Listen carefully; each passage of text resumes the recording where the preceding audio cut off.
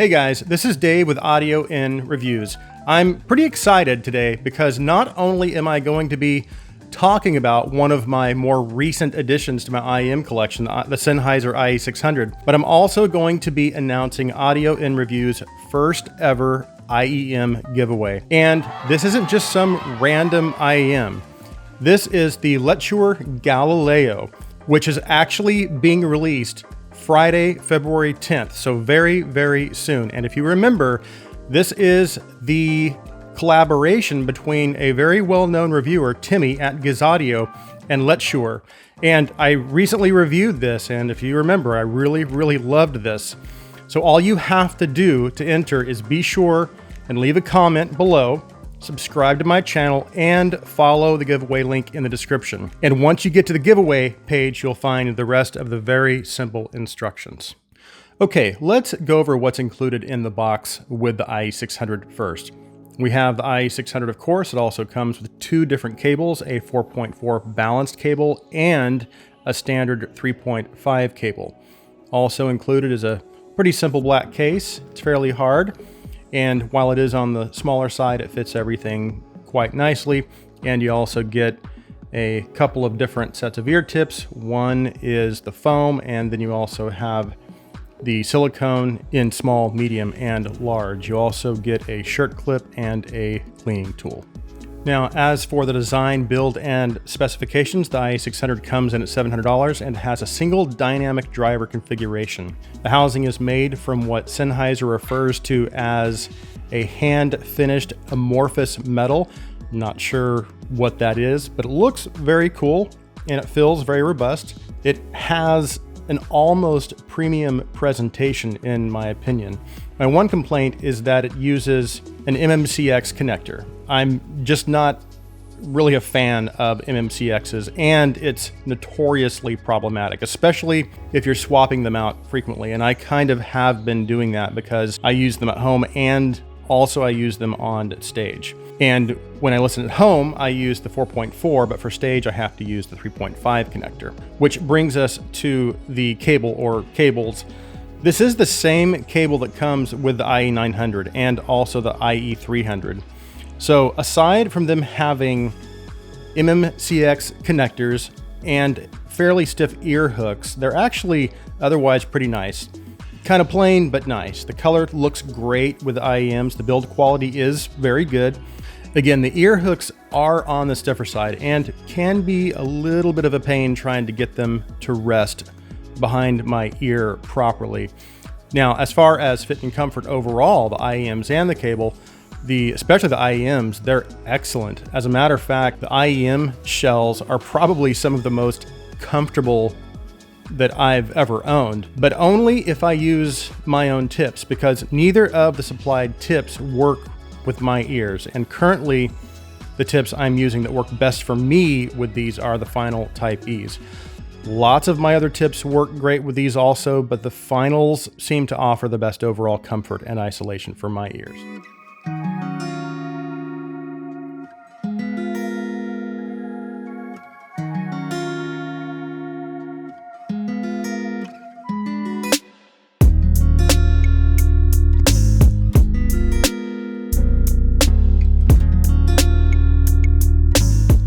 Now, as you can see, I've got a few other IEMs here on the table that are kind of in the same price category. I've got the Kinera Erd, which is $650. I also have the original SA6 and SA6 Ultra, which are both $550. Of course, the Ultra was a limited release, so it's no longer available. And I also have the Variations, which is the least expensive on the table and comes in at $520.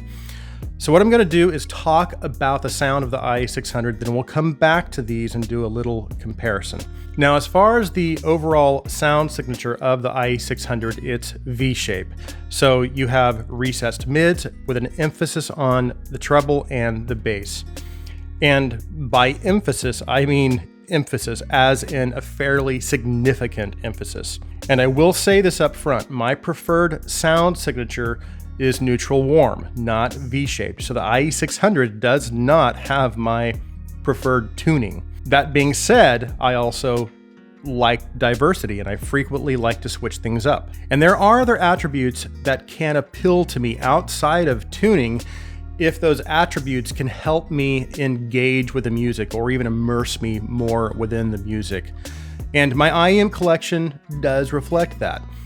But let's go ahead and break the sound down of the IE600 just a little bit further, and I'll kind of explain what I mean. We'll talk about the bass first. And so I'm not really sure which attribute of the IE600 is my favorite because I'm torn between a couple of things.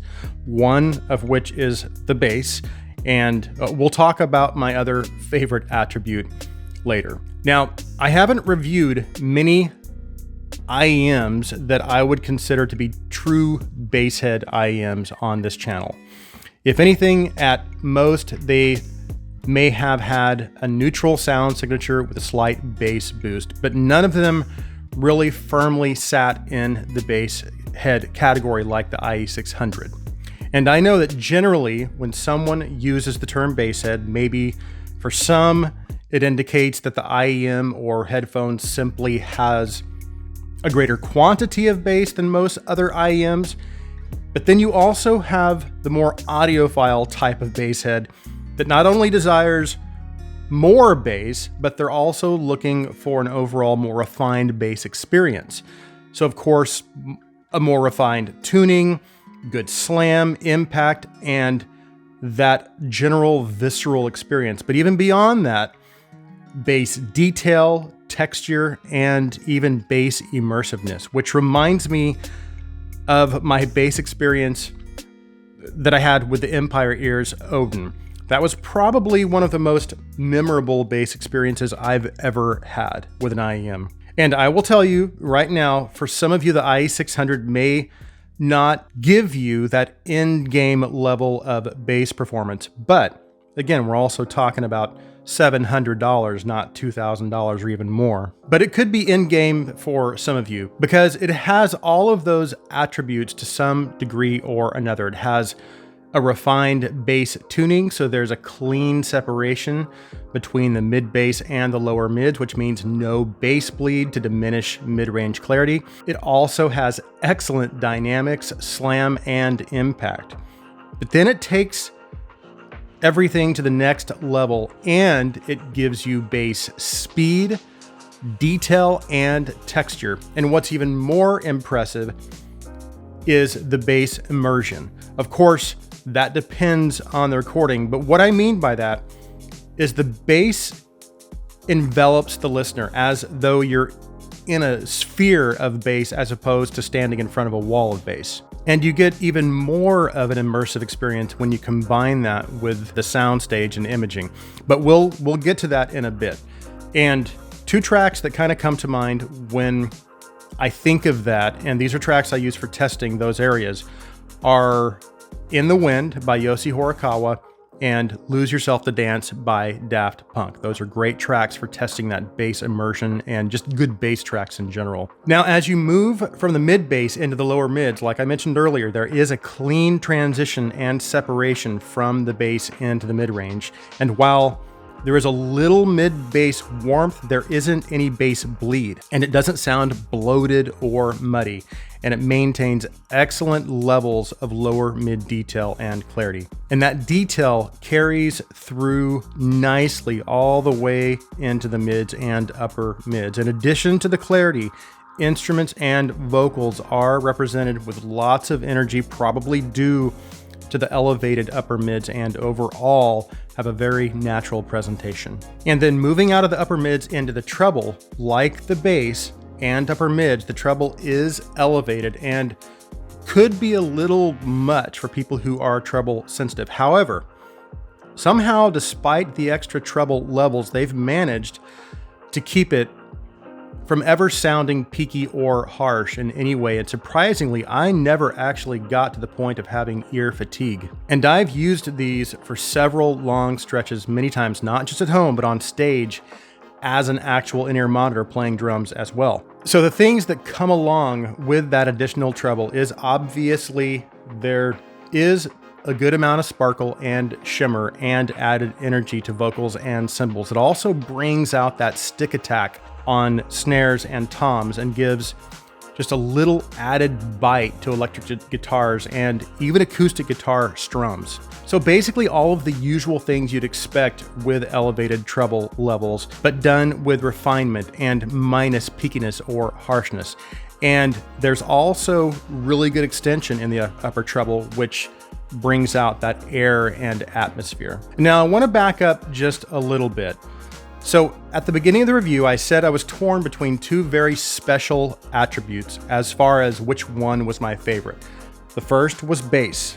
Now the second is technicalities, and more specifically, detail retrieval. And just to put things in perspective, some of the most detailed IEMs I've heard ever are the Visioneer's Earl Koenig, the VE8, the Elysian, and then Empire Ear's Odin. And a lot of those were and still are considered by many to be end game level performers. But those are also $2,500 and up. So a far cry from $700. So I guess the question is, how close does the IE600 come to those in terms of detail retrieval? And I'd probably say about 85 or 90%, which at $700 is pretty insane. Now, something else the IE600 does very well for its price is soundstage and imaging. So not only is the soundstage wide, it's also got good forward depth. And I mean, it's wider than average, so very wide, and really good instrument layering and imaging. It also has good vocal and instrument density and note weight. The notes of the instruments have, again, really good weight, and the vocals and instruments have a clearly defined space within the sound field. So to summarize the IE600, if I were to end the review right here, then a lot of you would probably think that I'm claiming this IEM is the IEM to beat under $1,000, or maybe even more. And if I were judging purely on technical performance, then maybe yes, the IE600 very well could be considered to be the reigning champion in terms of detail retrieval under $1,000. Or even if we were trying to declare it the bass king under $1,000, the IE600 may very well be the best bass performer under $1,000. And I would definitely feel safe declaring it the bass king at its price point, in my opinion. But those are just attributes. They're important attributes, but they're only attributes nonetheless. It's not the whole picture. And here's what I'm getting at. While the IE600 might be the best at its price or even above its price in certain areas, it does have its weaknesses. It's not perfect. And one of those weaknesses is in its tuning. The mids are a little too recessed, and the treble, while never becoming fatiguing for me, is still a little too much at times. And for many, that's a big deal. It's not a big deal for me necessarily, but again, I'm the type where I like changing things up occasionally. That's why I bought the IE600, but I also bought the Kinera Erd, which also has its strengths and weaknesses. But I still listen to it sometimes, and I also have the 2020 Andromedas. These, like the IE600, have excellent technical performance, but the tuning is a little odd. Better technical performance than the IE600, I might add, but again, it does have an odd tuning. So how would I compare the IE600 to some of the others I have on the table here? Let's start with the variations. The variations are tuned better. So it's more U-shaped as opposed to the V-shaped, and honestly, closer to my tuning preference. However, the IE600 outperforms it in terms of technicalities. The same goes for the SA6.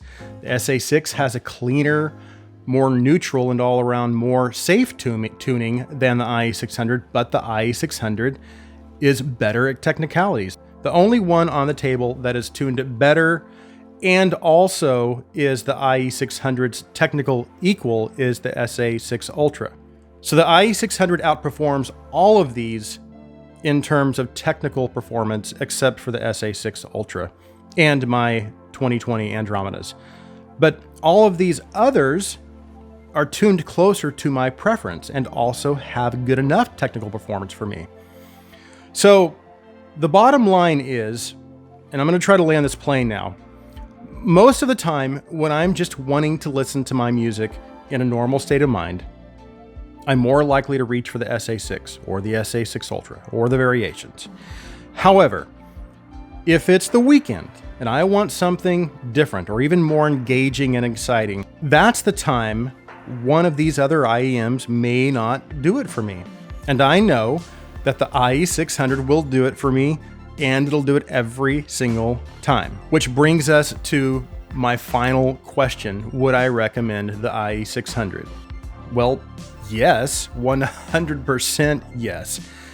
If you're like me and you want diversity in your collection, then this is definitely one for you to consider, especially if you need to add something with more excitement and killer technicalities to your collection. Then I absolutely, again, I 100% recommend adding the IE600 to your collection.